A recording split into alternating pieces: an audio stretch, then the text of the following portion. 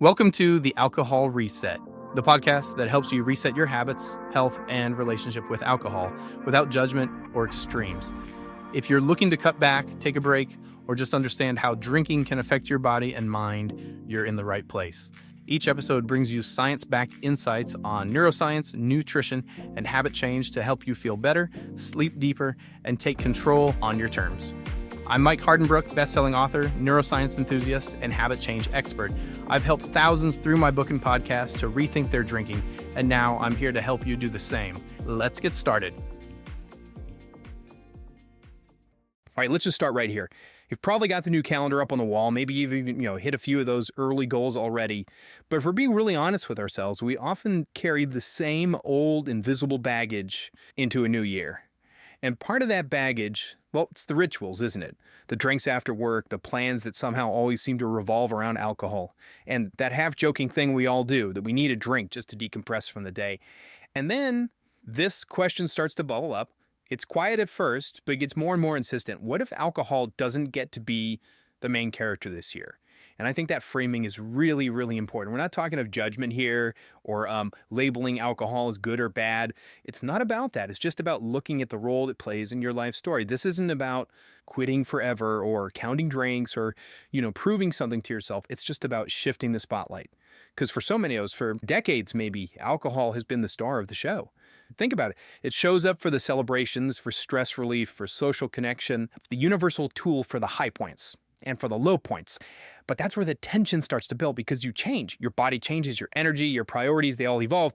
And suddenly that constant presence, that reliable actor in your story starts to feel a little bit intrusive. It just feels loud. And I love that word, loud. It's loud not because it's doing anything wrong necessarily, but because it's taking up space. Mental space, physical space that you now want to fill with other things. Things like clarity and real energy and consistency, just genuine restorative rest. It's that moment of reckoning where you kind of realize, this old role just doesn't quite fit the new me anymore. So, okay, let's unpack this a little.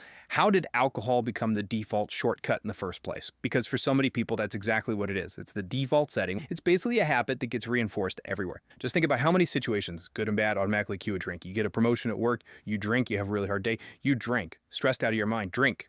Bored on a Tuesday night, drink. We're taught, often without even realizing it, that alcohol is the punctuation mark for almost every event in life.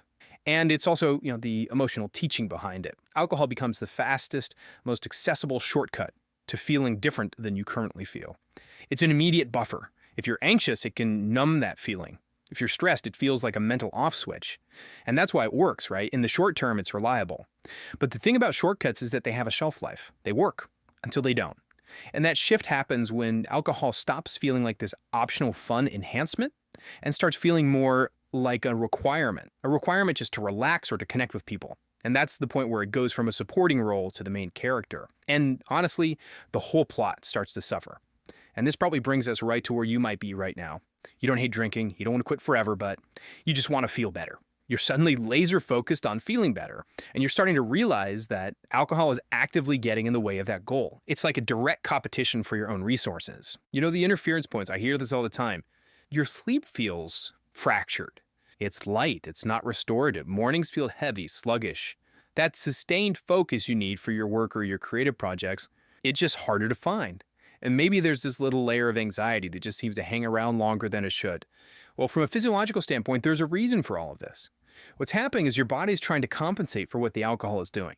In your brain, for example, alcohol boosts GABA. That's your main calming neurotransmitter. That's the relief you feel, that moment. But your brain is smart. It adapts. It starts reducing its own natural production of GABA to balance things out. So if you're trying to build a strong, calm, regulated system on your own, alcohol is essentially borrowing against tomorrow's emotional budget. And it's a high-interest loan. That's why your sleep is lighter. As the alcohol wears off, you get this rebound effect, and it just destroys your deep sleep cycle. So that heavy feeling in the morning, that's not laziness. That's your body in recovery from a low-grade neurological disruption. And so the whole relationship changes. It goes from enhancing life to negotiating with life. The question in your head is no longer, do I want to drink?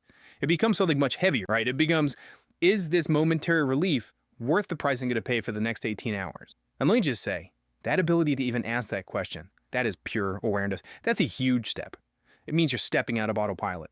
Okay, so once you have that awareness, you get the biggest barrier that most people face, the willpower myth. Almost everyone I talk to assumes that changing this relationship requires just insane discipline, white-knuckling it, strict rules, deprivation, and that model is it's set up for failure. Because when you see it as a battle of willpower, you miss the actual problem. The real problem isn't your lack of discipline. The problem is that alcohol has been filling jobs it was never designed for. Jobs like stress regulator, emotional buffer, even sleep aid. When stress hits, your body releases cortisol. Alcohol gives you a very fast, very temporary break from that stress response. But over time, your brain starts to rely on that external thing instead of its own tools for managing stress. So when you try to pull that crutch away, what happens? You feel totally exposed. All the stress and anxiety that alcohol was sort of papering over comes rushing back. And people mistake that feeling for I need a drink, when really it's your body screaming that its own underlying systems are completely unsupported. So alcohol steps down from being the main character. The solution isn't to just deprive yourself. The solution is massive systemic support. Something else has to step in and take over those jobs of providing calm and ease and restoration. This is where we get into the biochemistry of it. When people cut back, they don't usually miss the taste of the beer or the wine. They miss the feeling of calm, the mental off switch. So to recreate that feeling naturally, you have to look at what alcohol systematically depletes from your body. The main targets are your B vitamins, B1, B6, B12. They're absolutely essential for your energy, for your neurological function, for supporting the very systems that manage stress. If those are depleted, you literally cannot generate enough energy or regulate your mood properly. So that craving you feel for clarity and energy, that is a direct signal from your depleted systems. Alcohol also depletes magnesium in a big way, and magnesium it's like nature's tranquilizer. It's critical for sleep quality and relaxing your nervous system. So when you lose magnesium, you lose one of your body's best natural tools for feeling calm. So if you start supporting those systems, giving your body back the B vitamins and magnesium it needs, you're essentially giving it the building blocks to be its own stress regulator again. The whole dynamic shifts. When your body feels internally steady, when your nervous system is nourished, you just don't feel that desperate pull for the external shortcut. The transition feels natural instead of forced. So this whole conversation, really, it's for the person who is quietly asking themselves those questions. Why does alcohol feel so much louder lately? Why am I craving focus more than I'm craving a buzz? Why does my body seem to want something different now? If that's you, I want you to know that this shift is profound. You are not sacrificing something. You are evolving. So here's the central truth we've been getting at today. Alcohol doesn't have to disappear from your life forever for things to get better. It just needs to stop running the whole story by giving the spotlight back to your core systems. Your energy, your sleep, your emotional regulation. Alcohol can be demoted. Maybe this year, it becomes a side character, an occasional cameo, or maybe just a background extra. But it is definitely not the plot anymore, because the new main characters are finally getting the spotlight. Your energy, your sleep, your focus, your peace, your presence. If those take the lead, just think about how much more captivating your story is going to be. So it's up to you to decide who gets the top billing this year. It's a fascinating thought, isn't it? Thanks for joining me today. We'll talk soon. That's a wrap for today's episode. If you got something out of this, do me a quick favor, leave a rating and review on whatever podcast platform you're listening on. It helps keep the show going and would mean the world to me. Got ideas, comments, or questions? Shoot me an email at mike@trycloud9.com. I'd love to hear from you.